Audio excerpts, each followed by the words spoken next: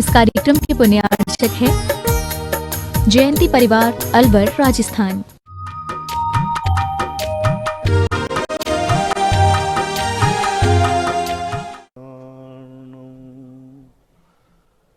नमो सिद्धार्णं नमो आयर्याणं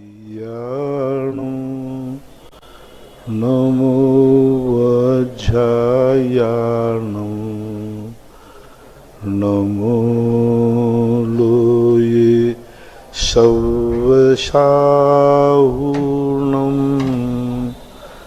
पंच परमेष्टि भगवान की आचार्य श्री गुरुवर कुंद कुंद महाराज की, आचार्य श्री गुरुवर विद्यासागर महाराज की, मुनि पुंगा निर्यापक मुनि श्री सुधा सागर जी महाराज की, परम पूज्य मुनि श्री 108 पूज्य सागर जी महाराज की, समस्त मुनि संघ की जय।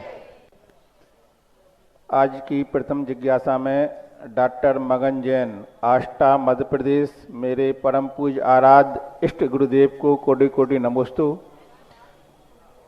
जिज्ञासा है, असाता वेदनी कर्म के उदय में उसके अनुभाग बंद की शक्ति को कम करने हेतु जाप क्या भूमिका है? जाप की क्या भूमिका है आगम के अनुसार? कल प्रश्न आया था, हो गया।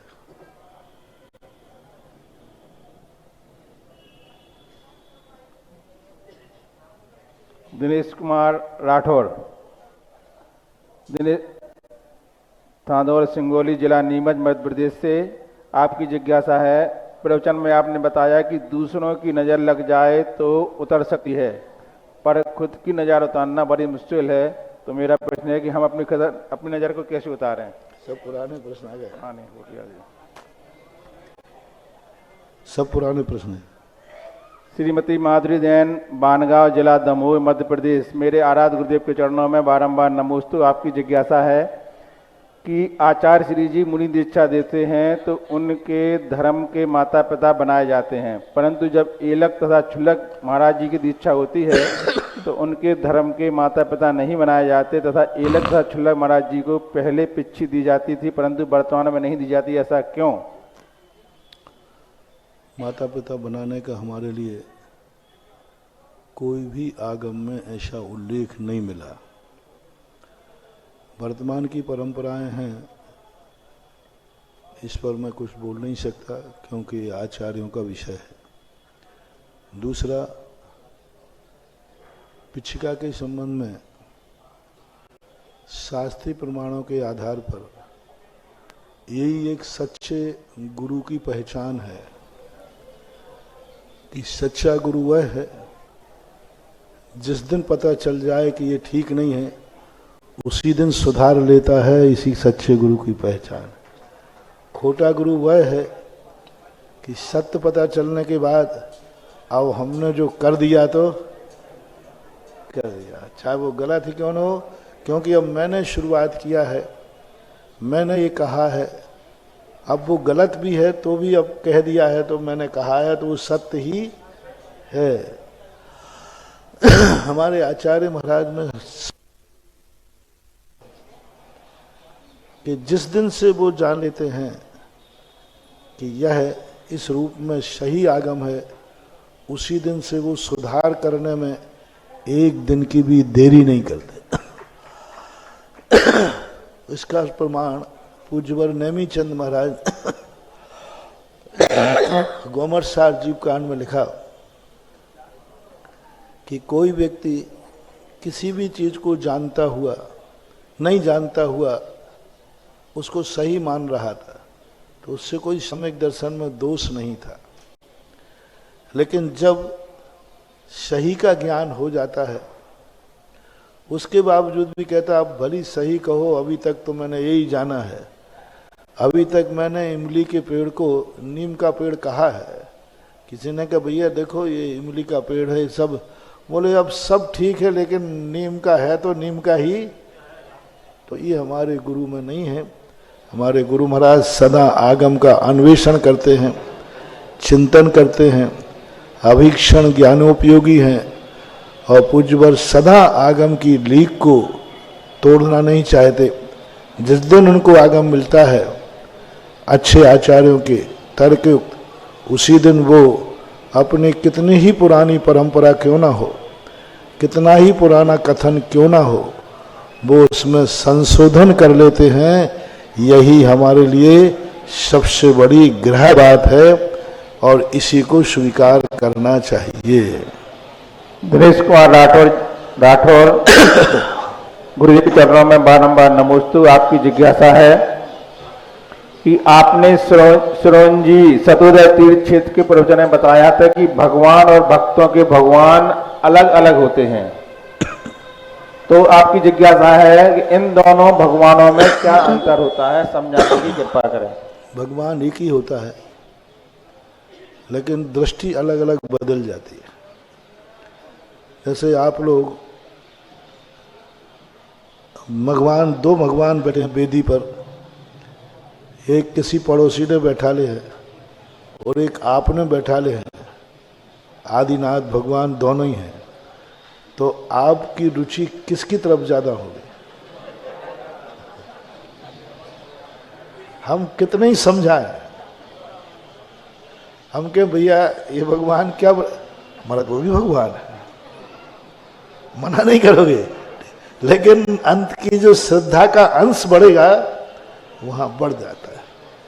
तो ये संसारी प्राणी में जो हम भगवान की मूर्ति बैठालते हैं, ये हम खुद बैठालते हैं, ये हमारे भगवान हैं। और साक्षात भगवान तो सिद्धालय में विराजमान हुए हैं। ये तो हमारी आस्था, हमारी श्रद्धा ने भगवान को मंदिर में बैठाला है। भगवान स्वयं कभी मंदिर में नहीं बैठते हैं, क्योंकि भगवान के पास मंदिर होता ही नहीं है। भगवान कभी मंदिर बना ही नहीं जानते, उनके वसीयत में उनको मंदिर मिलता ही नहीं है, उनकी रजिस्ट्री में कहीं नहीं मिलता। भगवान को तो मंदिर देता है भक्त, और भक्त ही बनाता है, और भक्त ही उसका कहना चाहिए अधिकारी है। साधु के लिए कोई निवास स्थान नहीं होता, उनको वसीयत में मिलता भी नहीं। साधु का निवास स्थान जहां भी होगा वो किसी भक्त के द्वारा बनाई हुई कुटिया ही होगी। इसलिए ये मंदिर भगवान के लिए हैं, लेकिन ये भगवान हमारे हैं और ये मंदिर भी हमारे। चौथे काल में जो भगवंत पंचकर्णा हुआ था वो आदिनाथ का हुआ था। अब ललितपुर में जो 28 तारीख से 5 के बीच में होने वाला है वो अपने आदिनाथ का होने वाला है। वो हमारे होंगे, हम उनको श्रद्धा से बुलाएंगे, वो हमारे मेहमान होंगे, क्योंकि सिद्धालय से आएंगे। भगवान का मूल निवास स्थान कहाँ है? जल्दी बोलो।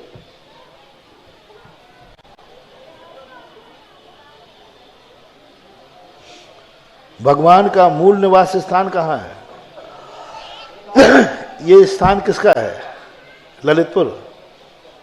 बोलो, आप लोग बोलो। अब तुम्हारे यहां भगवान आएंगे तो भगवान तुम्हारे मेहमान हुए। अपन सिद्धालय जाएंगे तो अपन उनके मेहमान होंगे। भाई हमारे ललितपुर में आएंगे तो हमारे मेहमान होंगे, अपन उनको मेहमान की खातिरदारी करेंगे। कोई पूछेगा तो हम यही कहेंगे कौन आए भाई तुम्हारे घर में, तो क्या बोलोगे? अरे भाई हमारे मेहमान हैं। हाँ मेहमान है। हमारे भगवान हमारे बुढ़ावे पर हमारे ललितपुर में आएंगे, हमारे मेहमान होंगे। अब मेहमान का स्वागत कौन किस तरीके से करेगा ये उसके ऊपर आधारित है। चारका जैन ललितपुर गुरुदेव के चरणों में बारंबार नमोस्तु। जिज्ञासा है, मैं पुराने घर से नए घर में गए हैं, तो जो पुराना मकान था वहाँ पर सासू माँ ने नारियल विराजमान किए थे, नारियल विराजमान किए थे पुराने मकान में। तो उन नारियल की वो पूजा करते थे, लेकिन हम जब नए मकान में आए हैं तो उन नारियल को लेके नहीं आए हैं। इससे हमारे परिवार में कोई परेशानी तो नहीं होती? क्योंकि कोई परेशानी कुछ जिद मात्र नहीं। तुम अच्छे नए मकान में जाओ और नारियल को यहाँ सीधा बापी जो बंधा है बंधा में भेज दो। अतुल जैन पड़वा झांसी, गुरुदेव के चरणों में बारम्बार नमोस्तु। जिज्ञासा है, शुभ धार्मिक कार्यों के समय सुगंधित वायु का चलना एवं मधुर ध्वनि सुनाई देने की क्रिया क्या पंचम काल में भी संभव है क्या?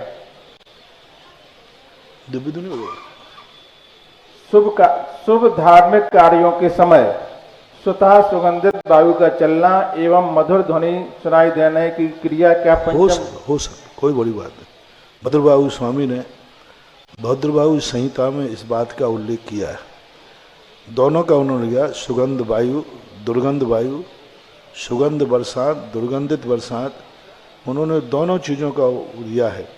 ये नैमित्तिक घटनाएं हो सकती हैं, आज भी हो सकती हैं। निश्चय बेंगलोर, गुरुदेव के चरणों में बारंबार नमोस्तु। की जिज्ञासा है, क्या आहार शरीर जब केवली भगवान के पास जाता है तो इनके शंका वचन के माध्यम से प्रश्न पूछता है कि केवली भगवान कर पहुंच जाने मात्र से उनका शंका का समाधान हो जाता है? इसका इस पर लेके कि स्पर्श करता है, बाकी पूछने संबंधी कोई ऐसा उल्लेख नहीं आता। आपने बताया कि आहार शरीर 6 पर्याप्ति जो पूरा कर के आता है तो उनका मन भी रहेगा, तो उस समय उन मुनिराज के मूल शरीर और आहार शरीर ये 2 मन हो जाएंगे क्या? नहीं, भाव मन एक ही होगा। द्रव्य मन यहाँ 2 हो सकते हैं। यहाँ का औदार्य का मन द्रव्य होगा और उसका आहारक का मन अलग होगा। उनकी 5 इंद्रियाँ अलग होंगी, इनकी 5 इंद्रियाँ अलग होंगी। वो शरीर अलग होगा, ये शरीर अलग होगा, उसके भी आँख, कान, नाक सब होंगे, लेकिन भाव इंद्री एक ही होगी। उस समय उनका जो उपयोग भाव इंद्रियाँ हैं वो आहारक में ही रहेगा। उस समय काय योग जो है आहारक होगा, मनोयोग भी वो आहारक ही होगा, सब कुछ आहारक होगा। यह औदारिक शरीर वाला जो योग है यह निश्चेष्ट और निष्क्रिय रह जाएगा। Yashwant Singhai, central GST officer, Lalitpur, civil line, गुरुदेव के चरणों में बारंबार नमोस्तु। आपकी जिज्ञासा है, किसी विद्वान ने लिखा है कि अतीत पर ध्यान मत दो, भविष्य के बारे में मत सोचो और अपने मन को वर्तमान क्षण पर केंद्रित करो। तो मुनि श्री जी ऐसे उपाय बताएं कि इस अतीत को भूलकर कैसे अपने प्रेजेंट को प्लीजेंट बनाएं। अतीत को नहीं भूलोगे तो अतीत तुम्हें भुला देगा, क्योंकि किसी न किसी रूप में यदि हम अतीत की ही चिंतन करते रहे, टेंशन करते रहे, तो नियम से भविष्य हम कुछ बना ही नहीं पाएंगे। क्योंकि अतीत तो सदा व्यर्थ होता है, हाथ से गया हुआ होता है। तो हमें पुरुषार्थ करके, मेहनत करके उस अतीत को भुला देना चाहिए जो हमारे भविष्य में बाधक है, और उस अतीत को स्मरण करना चाहिए जो हमें भविष्य के लिए साधक है। राजीव जैन शिवरार्थी, अमरपाटन, गुरुदेव के चरणों में बारंबार नमोस्तु। आपकी जिज्ञासा है कि जो विधवा महिला शादी कर लेती है उससे मुनिराज जी आहार नहीं लेते दोनों जनों से, लेकिन आपका कहना है हरि पुराण में, हरिवंश पुराण के पेज नंबर 236 में आया है कि राजा सुमुख ने मालूम मालूम मालूम हाँ, राजा सुमुख ने चंद्र, हाँ, बराक नाम की श्रेष्ठी की चंद्र नाम की पत्नी को पूरी कथा में ही सुना देता हूँ। रख लिया था, उन्हें हार दान दिया। हाँ, ये सब देख लिया। अब अंत में ध्यान रखना, दोनों को जब ये घटना घट चुकी है, हो गया ये बात, अंत में एक दिन राजा के पास एक ऐसा ही केस आया जिसने दूसरे की पत्नी को अपहरण किया था। राजा ने उसको कहा ये तुमने गलत किया। तुम्हें दंड दिया जाए। तो चंद्रप्रभा ने कहा, दंड देने का अधिकारी वह है जो स्वयं इस अपराध से बरी हो। तो वह अपने पति को इस बात की कहती है कि आपने भी तो मेरा अपहरण किया है, आप दंड के अधिकारी नहीं हैं। देखना, यहां तक तो ठीक था ना, यहां तक तो तुम्हारे मैचिंग की बात थी। इतने से छेड़ने पर उसको इतना पश्चाताप हुआ, तुरंत जाकर के राजसभा से उठ करके मुनि दीक्षा लेकर के और घोर तपस्या की दशा। जैसे ही थोड़ा एहसास हुआ, अक्सर कर हम देखते हैं कि महाराज जी हम भाई भाई संपत्ति पे लड़ते हैं तो कौन सा बुरा करते हैं। भरत बाहुबली तो लड़े, और हम लोग तो बातों ही बातों में लड़ते हैं, उन्होंने तो चक्र भी चला दे, हाथापाई कुश्ती खेल दी। तो महाराज जी हम, हाँ बिल्कुल ठीक, बिल्कुल बिल्कुल सही कह रहे हैं, और मैं समर्थन करूंगा। लेकिन थोड़ा पीछे की बात और सुन लो। जैसे युद्ध हुआ, जो जीता उसने दीक्षा ली।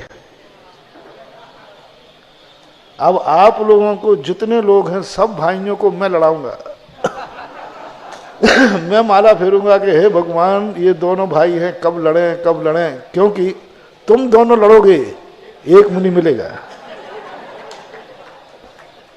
और ये नियम तुम ले लो कि दोनों भाई लड़ेंगे, जो जीतेगा वो मुनि दीक्षा लेगा। मैं आशीर्वाद दिलाऊंगा यही मंच पे, क्योंकि मुझे मालूम है एक तो, अब देखो अपन ने वो चीज तो पकड़ ली कि दोनों भाई लड़े, लेकिन वो चीज नहीं पकड़ी कि दोनों 1 मिनट में बैरागी हो गए। कुलभूषण देशभूषण की बात देखो कैसी थी, लेकिन 1 मिनट के बाद जो बैराग हुआ तो कैसा हुआ, मोक्ष चलेगा उसी भोग। तो बड़े आदमियों को अपन देखते हैं स्लिप होते हुए, लेकिन बड़े आदमी गिरते भी हैं और उठते भी इतने जल्दी हैं, और तुम गिरोगे तो ऐसे गिरोगे कि फिर गिरते ही जाओगे। तो वो अपवाद मार्ग आता है, अपवाद कथन है, लेकिन उसका अंत क्या हुआ, वहां ये कथन करने का अभिप्राय नहीं था पूज्यवर जिनसेन स्वामी का कि इस प्रकार के विवाह करने वाले आहार देने के अधिकारी हैं। उनका कहने का भाव था, इतना निकृष्ट अपराध करने के बाद भी मुनि दीक्षा लेकर के कल्याण कर सकते हैं। कितनी बड़ी बात वहां कही गई। तो इसलिए वो प्रसंग है, वो प्रसंग तो आपने ले लिए, और अच्छे अच्छे प्रसंग भी तो लो, और भी अच्छे प्रसंग। अतिशय जैन मुजफ्फरनगर, गुरुदेव के चरणों में बारंबार नमोस्तु। आपकी जिज्ञासा है, आजकल बहुत साधुओं को प्रतिमा हाथ उठाकर आशीर्वाद देते हुए मुद्रा में होती है, तो क्या ऐसी प्रतिमाएं पूजनीय है क्या? आशीर्वाद देते हुए है, प्रतिमा बना देते हैं। नहीं, अरहंत भगवान की मूर्ति ऐसी होना ही नहीं चाहिए। साधुओं की मूर्तियों की देखो, अब आप लोग बैठालते हो तो ठीक है, क्या करें, नहीं बैठना चाहिए। स्टेचू बनाओ। एक बार पूज्य आचार्य महाराज ने कहा था, मूर्ति तद्रूप नहीं होती है, मूर्ति तद्रूप नहीं होती है, मूर्ति का निश्चित रूप होना चाहिए।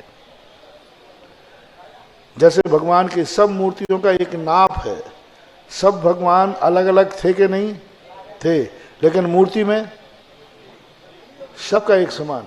अब यहाँ त्रिकाल 24 में महावीर स्वामी आदिनाथ सब एक साथ एक रूप में बैठेंगे, लेकिन दोनों में कितना अंतर था, बहुत।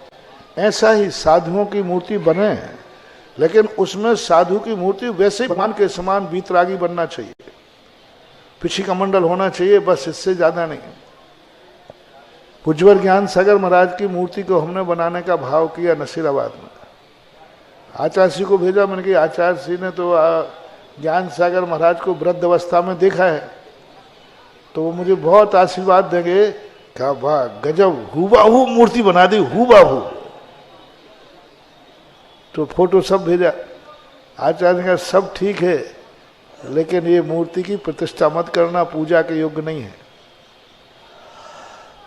क्योंकि प्रतिष्ठा पाठों में मूर्ति के नापों में कभी भी तद्रूप आ ही नहीं सकता। फिर उसको हमने स्टेचू बनाया, लिखवाया उसमें, मूर्ति नहीं, स्टेचू, अभिषेक पूजन नहीं। तो जो तदाकार रूप मूर्तियां बन रही हैं, ये पूजा के योग्य नहीं, स्टेचू हैं, प्रतीक हैं, देखने के योग्य हैं।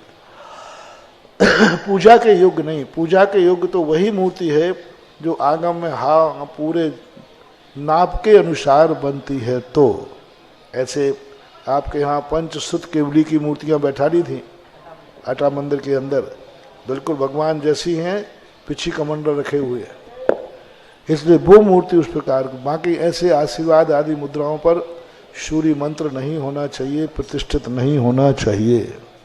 राहुल जैन जबलपुर, गुरुदेव के चरणों में बारंबार नमोस्तु। आपकी जिज्ञासा है महाराज श्री जी, आपने कई प्रसंगों में बताया है कि आचार्य श्री जी के संग में गृहस्थों को दिगंबर दीक्षा नहीं दी जाती, परंतु 21/12/2022 को आचार्य श्री जी के द्वारा महावीर जी भैया को अष्टगे को मुनि श्री उत्कृष्ट सागर महाराज जी के रूप में मुनि दीक्षा प्रदान की गई। तो यह किस परिस्थिति में संभव हुआ? मैंने तो नहीं कहा कभी कि नहीं दी जाती,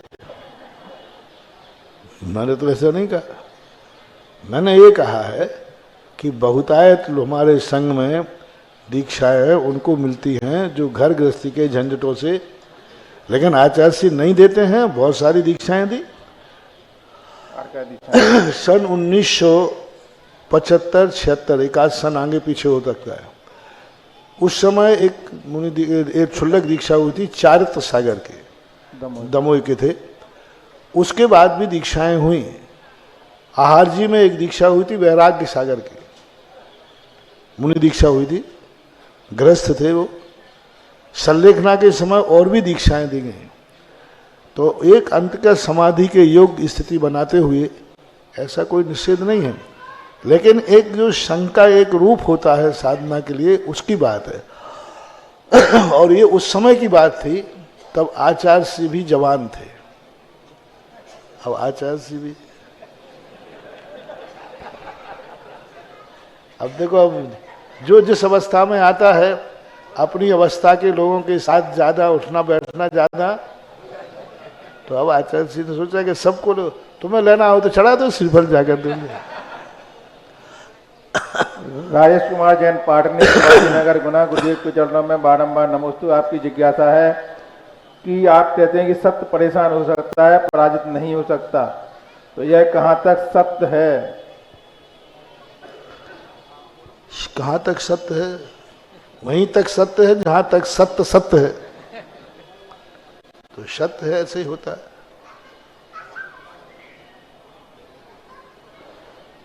आलोचना जैन, ललितपुर, गुरुदेव के चरणों में बारंबार नमोस्तु। आपकी जिज्ञासा, जो लोग अपने माता पिता की सेवा नहीं करते हैं और धर्म ध्यान करते हैं, दान आदि देते हैं, तो उनके ऐसे करने का उन्हें कैसा फल मिलेगा? जो लोग माता पिता की सेवा नहीं करते हैं, धर्म करते हैं, दान देते हैं, और घर में माँ एक कोने में पड़ी रहती है, तो उनके ऐसे धर्म का कैसा फल मिलेगा? धर्म अलग चीज है, कर्म अलग चीज है। अब वहाँ की व्यवस्थाएं कर्म के अधीन चलती है। दो बातें हैं।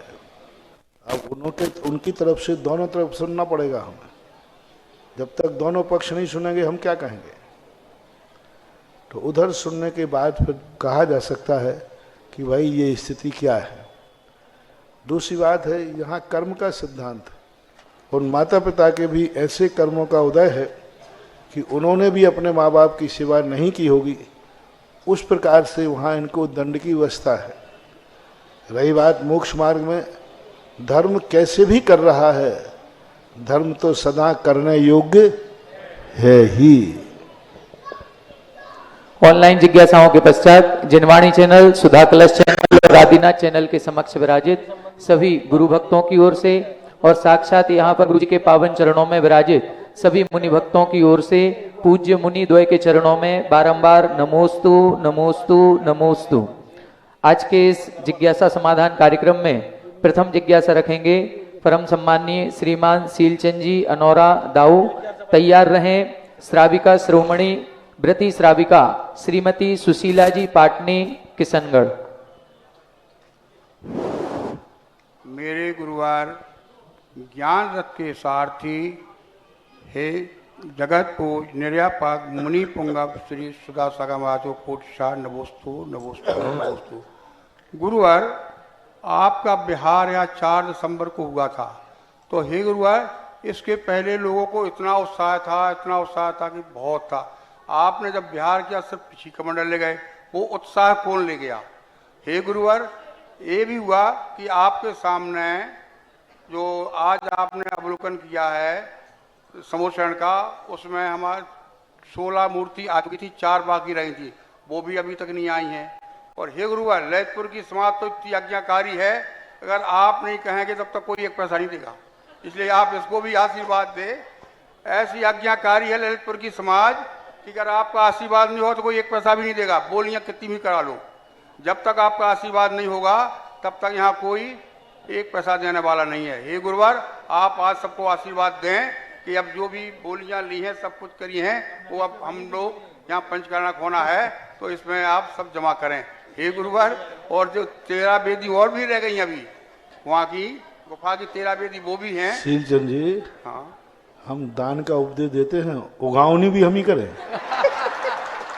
नहीं उगाने की बात नहीं, आशीर्वाद कह रहे हैं हम तो। आशीर्वाद बिना आपके आशीर्वाद के नहीं आते हमारे यहाँ। देखो 2 बातें थी। पहली बात तो लोगों ने दान इसलिए बंद कर दिया था क्योंकि बीच में कोरोना की हवा फैल गई। दूसरी बात है कि लोग देने के लिए सब बैठे हैं और जो संकल्प की है वो तो सीधी है। मूर्ति में प्रशस्ति जब ही लिखी जाएगी जब पूरे मंदिर की एनओसी हो जाएगी। मंदिर का या मूर्ति के राशि बाकी होती है तो उस मूर्ति की दीक्षा नहीं होती, न सूर्य मंत्र होता है। जय हो। चाहे भली वो आप लोग अपनी तरफ से मिला दें, जोड़ लें, लेकिन ये कहना पड़ता है हमने अपनी संपूर्ण निछावर राशि समर्पित उसके बिना। और इंद्रों के संबंध में यही है, सकलीकरण के समय जिनकी जो संकल्पित घोषणा की गई थी उतनी राशि आने पर ही सकलीकरण होगा, अन्यथा वो इंद्र ही नहीं बन पाएंगे। तीसरी बात है कि अब आप सबके लिए निश्चिंत होकर के और पंचचाणक के पहले जितना भी है, क्योंकि इतना तेजी से काम चल रहा है कि सबको देना तो पड़ ही रहा है, तो सबको अपनी अपनी राशियां जितने जल्दी जमा करा दें। हमारे यहाँ एक आपके यहाँ एक शादी विवाह में होता था, एक मटियावना का बोलोगा। मटियावना अभी भी होता है, होता है। तो एक देखो कहाँ से याद आ जाती है। और वो मैंने पंचकल्याणक बहुत पहले पंचचाणक देखे हैं, बहुत पुराने पंडित जी। तो पंचचाणक के पहले एक मटियावना का बोला हुआ करते थे। मटियावने के में क्या करते थे, माटी मंगाते थे और माटी को जहाँ पंचकल्याणक आदि मंदिर होते थे उनके पीछे माटी डाल करके उसमें गेहूं डाल देते थे, गेहूं जौ, और डाल करके इतने पहले डालते थे कि जिस दिन मंदिर का पंचचाणक का ध्वजारोहण हो उस दिन उनके अंकुर अच्छे हरे भरे आ जाए। उससे वो लगाते थे कि मट्टी में डाले हुए अंकुर जितने तेजी से हरे भरे हुए हैं ये पंचकल्याणक भी उतना ही हरा भरा सारी दुनिया को रहे। ये सारी कार्य किए जाते थे। तो मैं आपसे कहना चाहता हूं कि आप लोग अपनी इतनी राशि जो बोली है इतने पहले दे दो कि 28 तारीख तक उसमें अंकुर आ जाए। जय हो, जय हो। बाद में आप दोगे, 27 को दोगे, 26 को दोगे, तो उसमें अंकुर नहीं आएगा। फिर पंचगण के बाद अंकुर आएगा, तो फिर तो हर चीज का महत्व कब होता है? समय पर होता है। तो आप अपनी राशि इतने पहले चुका दें जिससे इतना समय उस बीज को मिल जाए कि उसमें से अंकुर आ जाए, और वो अंकुर ही तुम्हारे भविष्य के लिए सस्य श्यामला भूमि प्रदान करेगा। इसलिए तारीख का इंतजार मत करो, जितने जल्दी हो उतना जल्दी दे करके अपने बीज में अंकुरित होने की अनुकूलता बनाइए। यही सबको संदेश है। और गुरुवार मूर्ति और चिंता नहीं करें, जो कैंसिल करे तुरंत करना, क्योंकि मेरे पास बहुत लिस्ट है। अभिनंदन क्षेत्र में लोग मूर्ति बैठाने के लिए इतने लालायत हो रहे हैं। कई लोग कहते हैं महाराज आप तो कुछ भी ले लो मूर्ति। हमने कहा भैया आप जगह ही नहीं, मैं करूं क्या? 24 मंदिर के लिए लोग आ रहे, डबल देने को तैयार हैं कि आप ले लो, कोई एक आध 24 में दे दो, क्योंकि 24 मंदिर और 24 को देखकर लोगों के मन ऐसे आनंदित हो रहे हैं। कोई भी मूर्ति है सबके लिए वो नंदीश्वर दीप शव, तो कोई थोड़ी सी भी आनाकानी करे तुरंत उसको जय जिनेंद्र करो, भैया आपका बहुत आभारी हूं कि आपने ये मूर्ति छोड़ दी, हमारी डबल भाव में जाएगी। अच्छा है पुण्यात्मा जीव के कारण। वही वाली बात, वो छोड़ देगा तो वही तो तुम कहते हो ना, कुंवारी के भाग्य से ब्याह ही मर जाती है। वो आगे का मैं नहीं बोलता हूँ, हम तो बोलते ही। तो ऐसे भी पुण्यात्मा जीव होते हैं। तो बस सीधी हिदायत दे करके और उनसे कह दी, नमोस्तु गुरु, नमोस्तु नमोस्तु। महानुभाव महाराज श्री, ये बिल्कुल सत्य है कि कहीं ना कहीं कोई पुण्यशाली व्यक्ति अभी है, क्योंकि कुछ मूर्तियां अभी भी शेष रह गई हैं जिनकी जानकारी शायद हमें भी नहीं थी। अभी हाल दाऊ ने बताया कि अभी कुछ मूर्तियां शेष हैं। जो कल्प वृक्ष गुफा मंदिर में बन रहा है उसमें 20 मूर्तियां विराजमान होनी हैं, जिसमें से अभी 4 मूर्तियां शेष हैं, और वो किसी न किसी पुण्यशाली परिवार की पुण्य के उदय के कारण से शेष हैं। क्योंकि अभी तक ये सूचना थी कि सारी सब कुछ बुक हो गई, कोई भी मूर्ति शेष नहीं है, अभी तक यही सूचना थी। लेकिन अभी अभी जो जानकारी मिली है, केवल 4 पुण्यशाली महापात्र ऐसे होंगे जिनको ये सौभाग्य अर्जित होगा। मात्र 9 कलश की राशि में उसमें वेदी भी होगी, मूर्ति प्रतिमा जी भी होगी, और पूरा मंदिर जो जिस तरह से मानस्तंभ कल्प वृक्ष रूप में धारण कर रहा है उस तरह से मनोज्ञ प्रतिमा वहां पर विराजमान की जाएगी, मात्र 9 कलश की राशि से।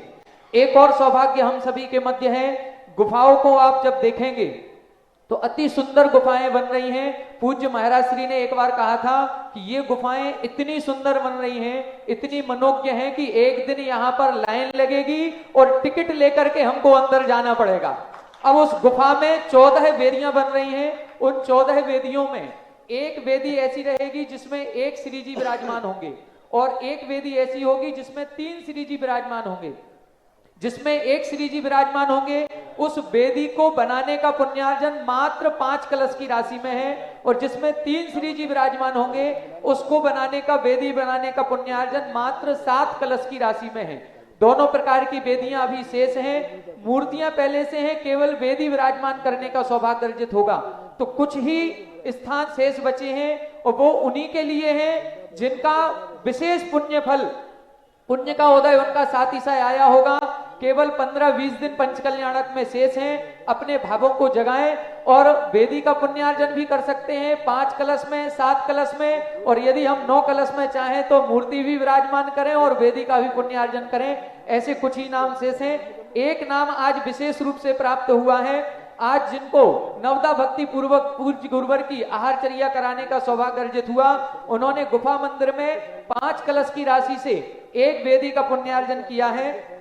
श्रीमान जिनेंद्र कुमार जी, तारा जी, विकास जी, ज्योति जी, संजीव जी, स्वाति जी, आदिश जी, सम्मेत जी, अनिकेत जी, अक्षत जी, समस्त बंसल एजेंसी परिवार यहाँ पर आए, पूज्य गुरुवर के चरणों में श्रीफल अर्पण करके आशीर्वाद ग्रहण करें। जिज्ञासा करेंगी श्राविका श्रोमणी वृत्ति श्राविका श्रीमती सुशीला जी पाटनी किशनगढ़। तैयार रहेंगी, तैयार रहे श्रीमान धन्य कुमार जी एडवोकेट शांतोदय तीर्थ क्षेत्र।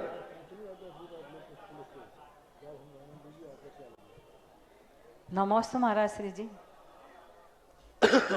महाराज जी, मेरी शंका है कि अभी 14 तारीख को संक्रांत आएंगी, तो जैन धर्म के हिसाब से उस संक्रांति का क्या मतलब, कैसे क्या करते हैं, और ये 14 तारीख को क्यों आती है? संक्रांति को एक ऐसा नक्षत्र बनाया गया क्योंकि एक गणित है। विज्ञान हमेशा धर्म का सहारा लेकर के ही चलता है और फिर शील अपनी लगा देता है।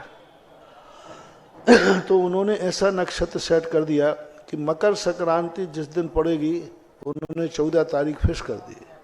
हमारी मकर संक्रांति फिक्स नहीं है, उनकी 14 तारीख को उन्होंने फिक्स किया। और हम 100 साल बाद भी मकर संक्रांति की तिथि कब पड़ेगी हम आज बता सकते हैं, क्योंकि ये ज्योतिष जितना है गणित है। हजारों साल बाद भी 1000 साल पहले आज कौन सी तिथि थी आज भी बता सकते हैं। 100 साल बाद आज के दिन कौन सी तिथि पड़ेगी, अष्टमी, चौदस, एकम, दोज, अभी बता सकते हैं। 100 साल पंचांग तो छप भी चुका है। 100 साल बाद का पंचांग आज छप गया है ना। 2022 चल रहा ना, 23, तो 100 साल बाद कितने होंगे? 2101 या 2123 होंगे। 2123 की 1 जनवरी किस दिन पड़ेगी वो घोषित हो चुकी है ना। ज्योतिष मंडल का जितना भी पंचांग है कुछ नहीं है, एक गणित है, वो अनादि अनंत काल तक वही है। उसके आधार को लेकर के इन्होंने वो सेट किया। 28 की फरवरी उन्होंने पंचांग के अनुसार तय की, क्योंकि कुछ महीने तीसा है, कुछ महीने इकतीसा है। हमारे यहाँ पक्ष की तिथि घट जाती है, बढ़ जाती है। तो इस प्रकार से उनके अनुसार तय किया गया है कि वो 14 जनवरी को ही उन्होंने मकर संक्रांति का, क्योंकि उन्होंने तिथियां अपने नाम से रख ली, लेकिन मकर संक्रांति जो है आकाश में वो तो पंचांग के अनुसार ही चलेगी, इसलिए ऐसा माना। महाराज श्री, इस 14 जनवरी मकर संक्रांति के दिन कई जगह पतंगों का आयोजन होता है और पतंगें उड़ाई जाती हैं। उसमें कई प्रकार के कबूतर, पक्षी आदि फंस करके मर जाते हैं, तो उनके लिए भी कुछ संदेश। बहुत गलत होता है, बहुत ही गलत। पतंगों का जो हिसाब है ये आगम सम्मत नहीं है, किसी शास्त्र में नहीं है। यहाँ तक कि पतंगे तो छोड़ो, हर साल पतंग उड़ाते उड़ाते बच्चे छतों पे से नीचे गिरते हैं। जयपुर में, अहमदाबाद में, यहाँ सबसे ज़्यादा पतंगबाजी होती है। अब इसको नहीं करना चाहिए, और नुकसान जो पशु पक्षियों को वो तो है ही, साथ में तुम्हारे बच्चों को भी खतरा है। और पतंग कोई ना तो शुभ है, ना कोई शगुन है, ना कोई आगम सम्मत है। शास्त्रों में ऐसा कोई भी उल्लेख नहीं मिलता है कि पतंग आदि नहीं करना चाहिए। मात मकर संक्रांति तो एक जो सूर्य होता है वह अपना आप में संक्रमित होता है बस। आगे जिज्ञासा रखेंगे श्रीमान धन्य कुमार जी, एडवोकेट, शांतोदय तीर्थ क्षेत्र, ललितपुर। तैयार रहें। श्रीमान संस्कृति संस्थान बालिका छात्रावास की अधिष्ठात्री श्रीमती शीला जी डोंडिया, जयपुर। मेरे आराध्य गुरुवार दो गुरुवार चरणों में शांतोदय आश्रय क्षेत्र शांतपुर जहाजपुर कमेटी की तरफ से मेरा और मेरे परिवार की तरफ से कोट सा नमोस्तु नमोस्तु नमोस्तु। हे भगवान, जैसे ही आपके चरण शांतोदय आश्रय क्षेत्र शांतपुर जहाजपुर में पड़े कि जंगल में मंगल हो गया और सभी ग्रामवासियों को बहुत हर्ष हुआ। हे गुरुवार, आपने पहले शंका समाधान में कहा था कि शांतोदय आश्रय क्षेत्र का महामहिम पैदा तो हो गया है, लेकिन आप लोग खोज नहीं पा रहे हैं। लेकिन जिस समय आपके चरण शांतोदय में पड़े तो स्वयं चलकर और महामहिम वहीं प्रकट हो गए और आपके आशीर्वाद से हम लोगों को मिल गए। गुरुवार, हमारे शांतोदय क्षेत्र में 95 संरक्षक सदस्य बन चुके हैं। अधिकांश लोगों की प्रथम किस्त भी जमा हो चुकी है। हे गुरुवार, आपसे विनती है कि आप चुनाव की तिथि घोषित कर दें, जिससे जिन लोगों की किस्त नहीं आई वो किस्त भी जमा हो जाएगी और नई कमेटी बन जाने से चांदपुर जहाजपुर में चौमुखी विकास हो जाएगा। हे गुरुवार, आपको वचन सिद्धि है, जैसे गोलाकोट में कुछ भी नहीं था लेकिन आज अंतर्राष्ट्रीय क्षेत्र बन गया है। ऐसा गुरुवार आपसे निवेदन है कि आप भी हम लोगों को ऐसा आशीर्वाद दें कि पिछड़ा हुआ, सबसे पिछड़ा हुआ ललितपुर का क्षेत्र भी सभी क्षेत्रों के समान अक्षय बन जाए। नमोस्तु गुरुवार, नमोस्तु नमोस्तु। शांतोदय चांदपुर जहाजपुर का वस्तुतः, लेकिन वो निकलता है तो कोई ना कोई पुण्यात्मा। पहली बात तो महामहिम मिलना, वो भी कमेटी का, वो भी इतना महंगा, ललितपुर के बनियों से तो उम्मीद नहीं थी कि कोई 100 कलशों के भी महामहिम कोई बने कमेटी का। वो भी मंदिर के लिए तो फिर भी मिल जाते हैं, कमेटी का। देवगढ़ का मिल गया, शिरोन का मिल गया, मैंने चांदपुर जहाज वालों को नहीं मिलने वाला वहां तो कुछ है ही नहीं। लेकिन देखो, जो कहते हैं ना, दाने दाने में लिखा है, और जब अपन ने कोई माल रखा है तो कोई ना कोई तो होगा, नहीं तो एक घोषणा ही नहीं होती। हम इनसे ये भी कह सकते थे, देखो भाई, आप चांदपुर जहाजपुर में महामहिम मत रखना क्योंकि आपको मिलने वाला, लेकिन रखा लिया, इतने दिन इंतजार किया, और जब शांतोदय पहुंचे तो दिल्ली से गाजियाबाद से चल के आए, जो वहाँ बाजू में कोई गांव है, गाँव धोर्रा निवासी हैं, पिपराई धोर्रा के, पिपराई धोर्रा के, वहाँ के आए, बोले महाराज जी हम तो इसी क्षेत्र से, आज खुशी है कि ये क्षेत्र बन रहा है। तो बस लोगों, और वो तुम्हारे क्षेत्र के महामहिम बन गए। जय हो जय हो जय हो। बहुत बड़ा शुभ शगुन था। बस उस दिन मुझे विश्वास हो गया, मेरा शगुन उठ गया, यानी चांदपुर जहाजपुर अब उठे गई। जय हो जय हो जय हो। और मन ऐसा कर रहा है कि जैसे मान लो वो जहाजपुर है, तो क्यों नहीं जहाज जैसा मंदिर बने। जय हो जय हो जय हो जय हो। अब वो जैसा ग्राहक आ जाएगा, पत्थर का आ जाएगा तो पत्थर का, नहीं तो आरसीसी का भी जहाजपुर का मंदिर बन सकता है, और उसके लिए भी नक्शे बनाए जा सकते हैं। कमेटी चुनाव के लिए आप लोग अपनी कोई तारीख निश्चित कर ले, पूछ लेना, देख लूंगा जी, और कल बता देना जी, और कर लेना। बढ़िया करना ही चाहिए, विस्तृत करो, जितना अपन विस्तृत करेंगे उतना ही क्षेत्र का विकास है। महाराज जी 14 और 15 तारीख की छुट्टी भी है, 14-15 में कोई भी डेट बता। ठीक, कल विचार कर जी। नमोस्तु महाराज जी, नमोस्तु नमोस्तु। शांतोदय की क्षेत्र में जिन्होंने महामहिम बनने का पुण्यार्जन किया, सौभाग्य अर्जित किया, श्रीमान तेज सिंह जी, कंछेदी लाल सिंघई, पिपराई धुर्रा वालों के सुपुत्र, डॉक्टर सिंघई महेंद्र कुमार जी, श्रीमती रविकांता जी, अमित जी, नितिन जी जैन कनाडा, समस्त धुर्रा परिवार गाजियाबाद, आपने महामहिम बनने का सौभाग्य अर्जित किया है। अभी यहाँ पर उपस्थित नहीं है, 1-2 दिन में जब भी आएंगे तब आपका इस जिज्ञासा करें। श्रीमती शीला जी ढोंडिया, अधिष्ठात्री श्रवण संस्कृति संस्थान बालिका छात्रावास जयपुर।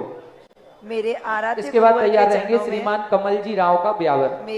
मेरे परिवार का और समस्त बालिका छात्रावास की ओर से बारंबार नमोस्तु नमोस्तु नमोस्तु। गुरुवर, ये प्रश्न कई लोग पूछते हैं और हम जवाब नहीं दे पाते हैं कि एक मंदिर में एक ही तीर्थंकर की अनेकों प्रतिमाएं होती है, तो इसका क्या कारण है? जैसे जयपुर में शहर के मंदिरों में एक एक आदिनाथ भगवान की 50-50, 25-25, 30-30 हर भगवान की प्रतिमाएं हैं, तो इसका क्या रहस्य है? मैंने अभी जिज्ञासा के पहले ही प्रश्न में कहा था कि ये भक्तों के भगवान, आदिनाथ भगवान तो एक ही थे, और भक्तों के भगवान उतने भी हो सकते हैं जितने भक्त हैं उतने आदिनाथ हैं। इसलिए भक्त जो भगवान को टाइटल नहीं होते, भक्त अपने भगवान को रख लेता है। फलाने न पारसनाथ, कौन? अंतरिक्ष पारसनाथ, चौलेश्वर पारसनाथ, बिजौलिया पारसनाथ, मक्सी पारसनाथ, और कहाँ का है, हाँ तिजारा वाले चंद्रपुर हो। तो ये सब नाम जो रख लेते हैं, ये क्या सही में भगवान के साथ जुड़े थे? नहीं, भक्तों ने रखे। तो एक भगवान की भक्त अनेक मूर्तियां रख लेता है अपनी अपनी परिणति की। यदि एक ही भगवान की एक ही मूर्ति होगी तो भक्तों का कल्याण कैसे होगा? क्योंकि भक्त ज्यादा हैं कि भगवान ज्यादा हैं? भक्त ज्यादा। तो फिर एक ने भगवान बैठा दिए, दूसरा कहता अब हम क्या करें? इसलिए नियम बनाए गए कि एक से भी ज्यादा हो तो कोई बात नहीं, भक्त बैठालना चाहता है। लेकिन भक्त की एक मर्यादा होना चाहिए कि मूर्ति बैठालने के साथ कितने और नियम होते हैं, उन नियमों का भी ध्यान रखना चाहिए। जिज्ञासा करेंगे श्रीमान कमल जी राव का व्यावर। तैयार रहें श्रीमती रजनी अलिया बरुआ सागर। महानुभाव देवोदय और ये भी देखना, यदि मान लो एक मंदिर में 10 मूर्ति है एक ही भगवान की, तो 10 मूर्तियों का अतिशय अलग अलग है। उन्हीं एक आदिनाथ भगवान की मूर्ति का अलग अतिशय है, अलग श्रद्धा है। उसी के बाजू में वही भगवान दूसरे बैठे हैं, उनके प्रति अभिनंदन नाथ भगवान है मूल नायक। दूसरे भी अभिनंदन शायद होंगे छोटी बड़े में, हैं हैं और दोनों अभिनंदन नाथ हैं, लेकिन श्रद्धा तो अंतर आ जाता। नमस्ते। देवोदय तीर्थ क्षेत्र देवगढ़ में जो असीम कालीन शांतिनाथ भक्तामर महामंडल विधान प्रारंभ हुआ है, उसमें कुछ नाम प्राप्त हुए। ललितपुर नगर की गौरव ब्रह्मचारिणी किरण दीदी जी के परिवार से स्वर्गीय श्रीमान ललित जी की स्मृति में आर के जैन भोपाल, अर्चना जी, महेंद्र जी, वीणा जी, दिनेश जी, ऋचा जी, अमित जी, विनीता जी, राकेश जी, रेखा जी, राजेश जी, समस्त आर के परिवार ललितपुर, श्रीमती शिल्पा जी, भावेश जी परीख की शादी की सालगिरह के अवसर पर श्रीमती रसीलाबेन, विजयाबेन, कुमारी ध्वनि, समस्त परीख परिवार मुंबई, सोहिनी देवी जी, कुंती लाल जी गदिया नसीराबाद वाले समस्त परिवार, श्रीमती सुमन जी, निधि जी, वैभव, प्रियंका, गौरव, मोनिका, अभ्यांश अयांश के जन्मदिन के अवसर पर समस्त सिंघई परिवार, श्रीमान पीसी जैन साहब पूर्व शिक्षक जीआईसी, पुष्पा जी, नितिन जी, संगीता जी, सिद्धाड़म पर्व जी, समस्त ललितपुर परिवार, श्रीमान नवीन जी, मीना जी, नवजोत जी, कीर्ति, नम्रता जी, सुनवाहा वाले परिवार ललितपुर, श्रीमती किरण जी, अरियन जी, दिशा जी, आलू वाला परिवार छिंदवाड़ा, श्रीमान प्रेमचंद जी, संजेश जी, नीति जी, दक्ष, देशना, राहतगढ़ सागर, श्रीमान प्रभात चंद जी, वंदना जी, अंकित, सुरभि, सचिन, आंचल मेरठ, श्रीमान राजन जी, कुसुमलता जी, केसरवाले बरेली उत्तर प्रदेश, श्रीमान श्रेयांश जी, लीलाबाई जी, आलोक, सौरभ, गर्वित, पंचरत्न पवा वाले नेहा नगर मकरोनिया सागर, श्रीमान श्रेयांश सिंघई, श्रद्धा तनीषा सेवी सिंघई सरदारपुरा ललितपुर, श्रीमती किरण जी भोपाल। जिज्ञासा करेंगे श्रीमान कमल जी राव का ब्यावर। नमोस्तु गुरुदेव। गुरुदेव, मेरी जिज्ञासा सुबह के प्रवचन में से है। आपने बताया कि गुरु शब्द, गुरु कौन जिसका नाम लेते ही सीना गर्व से गौरवान्वित हो जाए। आज हम ये कह सकते हैं कि हमारे गुरु आचार्य श्री और सुधा सागर महाराज जी, जय हो, जय हो, जिनको याद करके हमारा सीना 56 इंची हो जाता है। बंधुओं, आज गुरुदेव ने वो अलग लगाई है।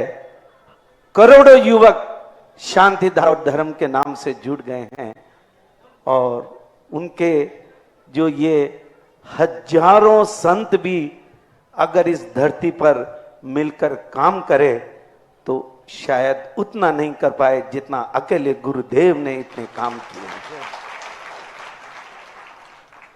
बंधुओं, मेरी जिज्ञासा वह एक पीड़ा उसी में है कि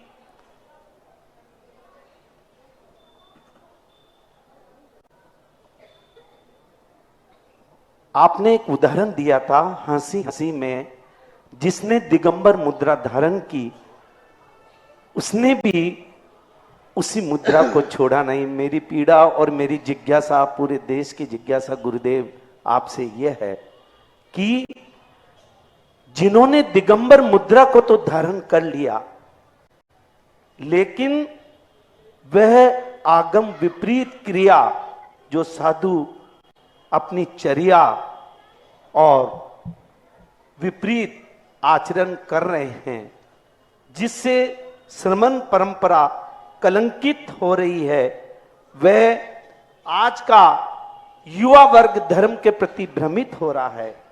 मैं पूरे विश्व समाज की ओर से आप जैसे निर्दोष व सच्चे गुरु से ये निवेदन करता हूं कि आपका उन भ्रमित साधुओं व पूरी समाज को क्या मार्गदर्शन है।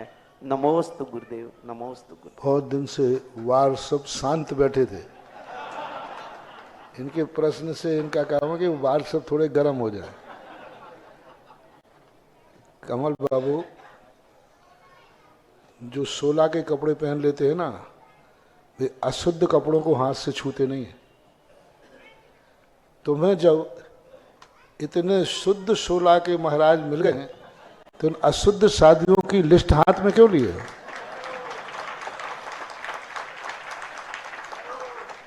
शुद्ध कपड़े पहनने के बाद फिर कोई कहे ये क्या लिए, बोले ये अशुद्ध कपड़ा है, तो फिर काय का 16 का है?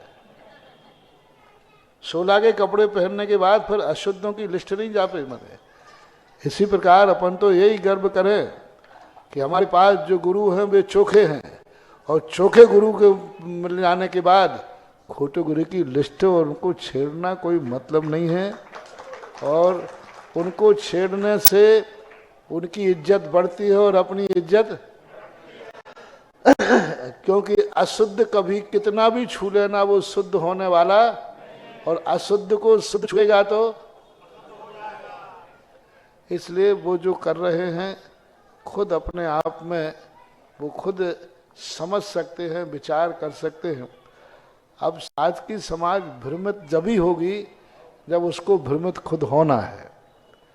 सब जानते हैं, सबको मालूम रहता है, जिनको समझना है वे शुद्ध को देखकर समझ जाते हैं, और जिनको नहीं समझना है वे तीर्थंकर के कुल में होकर के भी मारी जैसे डूब जाते हैं। इसलिए ये अब आजकल ये चर्चाएं, क्योंकि अच्छी चर्चाएं इतनी ज़्यादा आ गई कि अब इन गंदी चर्चाओं को मैं ज़्यादा समय देता ही नहीं क्योंकि अच्छी चर्चाएं इतनी आती हैं, अच्छे प्रश्न इतने आते हैं। अब इन गंदे लोगों की लिस्ट लेकर कहाँ तक चलें? इन गंदे लोगों की जितनी लिस्ट लोगे, ये मधुमक्खियाँ हैं, अपने ही गंदे हाथ होते हैं, उनका गंदापन उनके अनुसार छोड़ो। अपन तो शुद्ध सुला के कपड़े पहने हैं, उनसे बच के चलो। नमस्ते गुरु। जिज्ञासा करें श्रीमती रजनी बरुआ सागर। तैयार रहें श्रीमान महेंद्र जी मड़वैया, एडवोकेट, ललितपुर।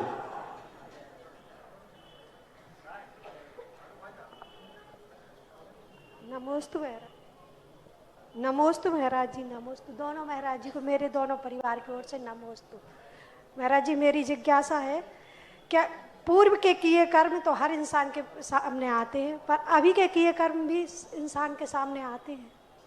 आ सकते, अभी का किया हुआ कर्म भी आ सकता है, पुराना किया हुआ कर्म भी आ सकता है, सब मिले जुले हैं। पुराना धन भी काम आता है और वर्तमान भी कमाई काम आती है। देखो आज एक ये क्या है, बढ़िया, कितना बढ़िया शास्त्र है। जैसे कल बताया था ना, तो आज मेरे पास आया सुबह चांदी की सिपल, तो मैंने भी बड़े सम्मान से, मैंने कि शास्त्र दे रहा है कोई नहीं, और या फिर मैंने सोचा नए वर्ष की डायरी दे रहा है। जब देने के बाद खोला तो ये तो शादी का कार्ड निकला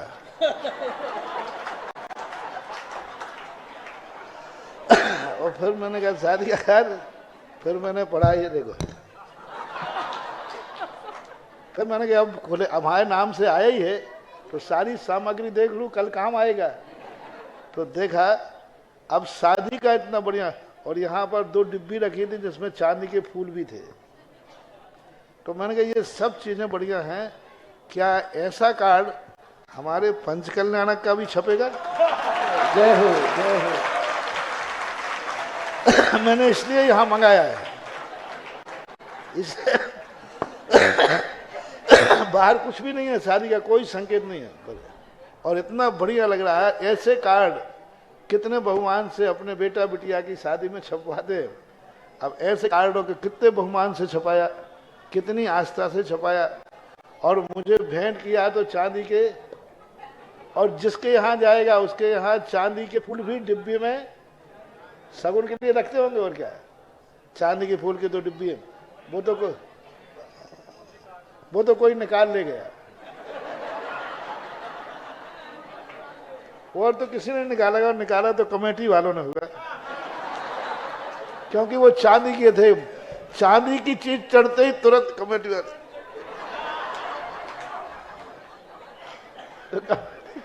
कमेटी वाले, तो वो देख करके बड़ा लगा। तो मैंने कहा आज जिज्ञासा में सबको दिखाऊंगा। कल ही बात आई थी, और ऐसे बहुमान के साथ आप लोग भी अपने पंच कल्याणक के कार्ड छपाओ, और उसमें ये रखे ना, क्या रखे, ये 1-1 दिन का कार्यक्रम है इसमें। सगाई एवं संगीत संध्या, मंगल परिणय, स्वागत उत्सव, भोजन, इसमें लिखा है भोजन भी व्यवस्था है, सब लिखा है। क्यों ना आप लोग ऐसे ही 8वें दिन के 8 कार्ड ऐसे लिफाफा बना के रखें, 1-1 दिन का पूरा कार्यक्रम उसमें लिखा जाए। जैसे इन्होंने लिखा ना कि इतने बजे ये, इतने बजे ये, रंग जाऊ केसरिया, निकासी, तोरण, संज्ञान, क्या लिखा, दिल से बंधी एक डोर, सुरुचिपूर्ण भोजन, महफिल ये मुलाकात।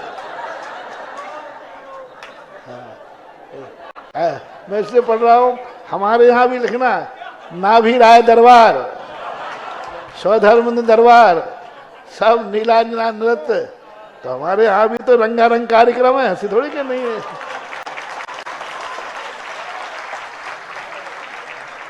तो इसको देखकर मन ललचा कि ललितपुर वाले अपने भक्तों से कहेंगे अपने श्री भगवान जी का भी पंच कल्याण के ऐसे ही 1 से 1 कार्ड निकलें, जहां जाएं वहां लोग गर्व करें कि यहाँ के लोग भगवान के प्रति इतना सम्मान रखते हैं।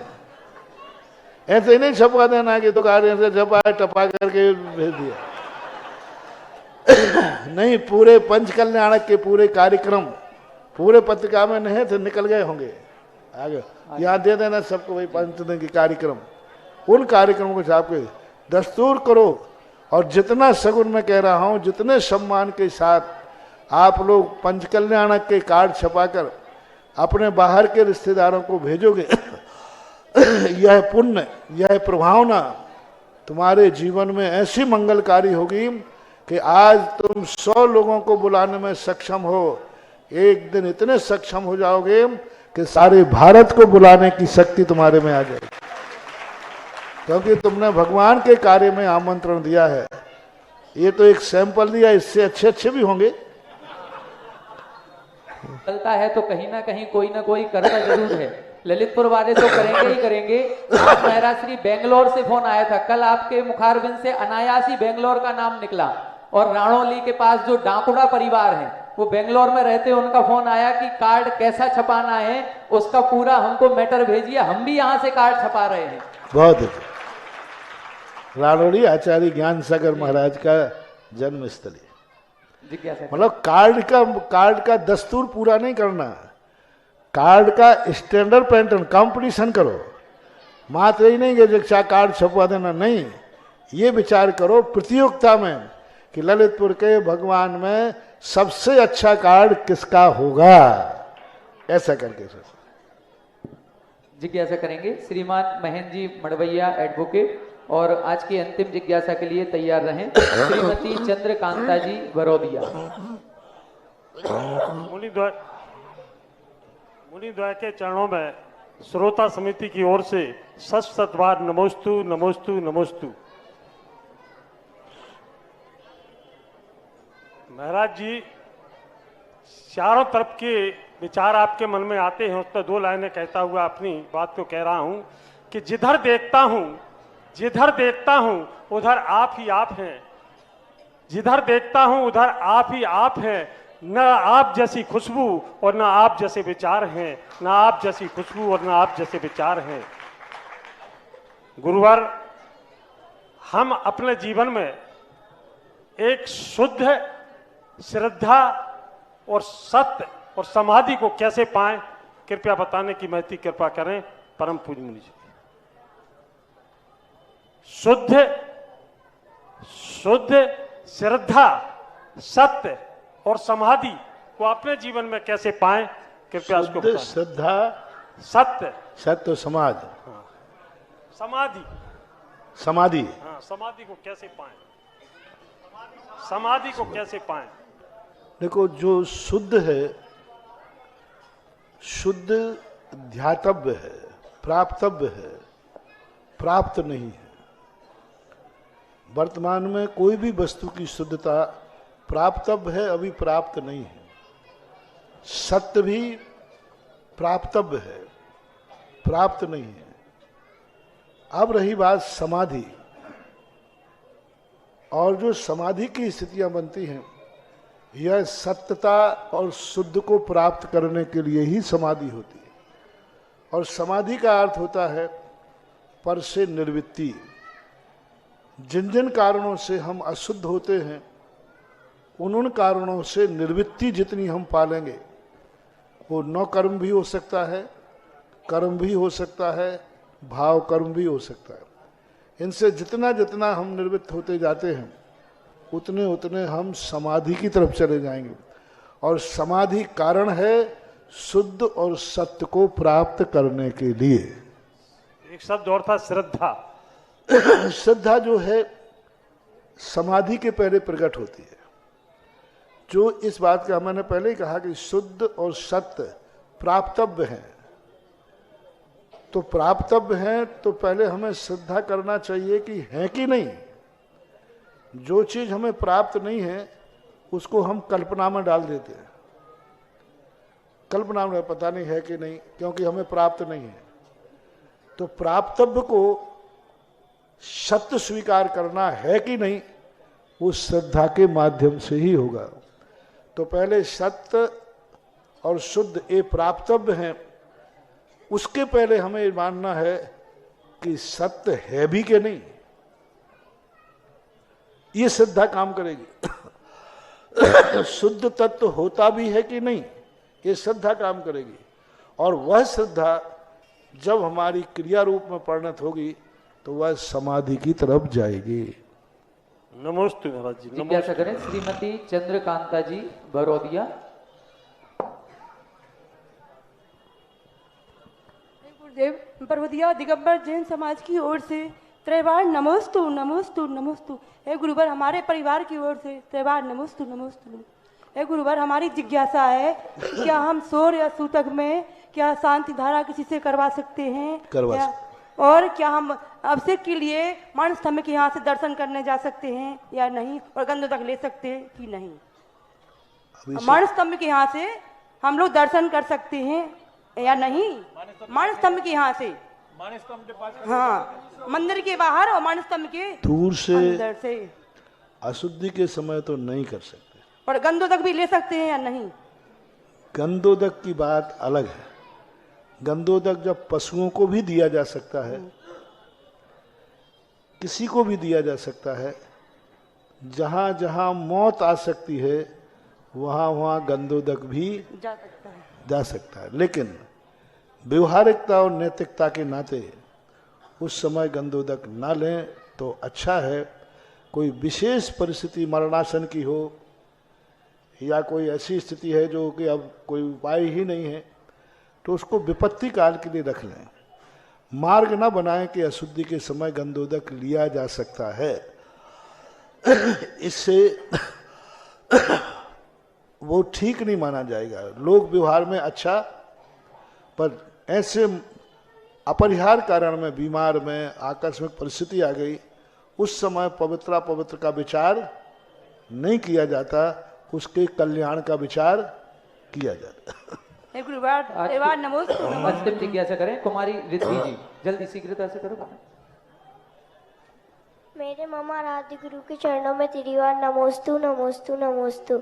गुरुवर मेरी जिज्ञासा ये है कि जैन धर्म सबसे अच्छा धर्म है, मुझे ऐसा क्या करना चाहिए कि जब भी मुझे मनुष्य गति मिले जैन धर्म ही मिले। जो जैन धर्म के नियम है, अभी अच्छी तरह पाठशाला जाओ और पाठशाला जाने के बाद पाठशाला में जो पढ़ाया जाए उसको जीवन में उतारो, मनुष्य गति भी मिल जाएगी, जैन भी बन जाओगे और ललितपुर भी मिल जाएगा। नमोस्तु महाराज श्री। पूज्य गुरुवर की आरती करने का सौभाग्य दो परिवारों को प्राप्त हुआ है। आज जिनको पूज्य गुरुवर की नवदा भक्ति पूर्वक आहारचर्या कराने का सौभाग्य अर्जित हुआ, ऐसे श्रीमान जिनेन्द्र कुमार जी, तारा जी, विकास जी, ज्योति, संजीव जी, स्वाति जी आदि समेत अनिकेत अक्षत समस्त बंसल एजेंसी परिवार, और दूसरा श्रीमान सुनील जी अलिया, रजनी अलिया, संदेश जी, अर्चना जी, सत भैया परिवार नई बस्ती ललितपुर। दोनों परिवार आगे आ जाएं। और कोई भी महानुभाव यदि पूज्य गुरुवर की आरती करना चाहें तो मात्र 5100 रुपए की राशि निर्धारित की गई है। जो भी महानुभाव पूज्य गुरुवर की आरती करने का सौभाग्य अर्जित करना चाहें 5100 रुपए में आगे आकर के पूज्य गुरुवर की आरती का सौभाग्य अर्जित कर सकते हैं।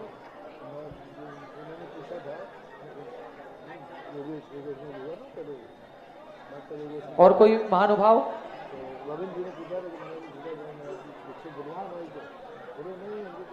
महानुभाव पूज्य गुरुवर की जीवन चरित्र पर आधारित एक जो पुस्तक लिखी गई है सुधा का सागर, इसके ऊपर एक प्रतियोगिता आयोजित की गई है जिसकी परीक्षा 18 जनवरी को दोपहर 2 बजे यहीं से होगी, और उसकी किताबें यदि किसी को चाहिए हो तो इसी पांडाल में अभी पूज्य गंभीर सागर जी महाराज श्री के प्रवचनों के उपरांत यहीं से प्राप्त कर सकते हैं। आरती लगा दें।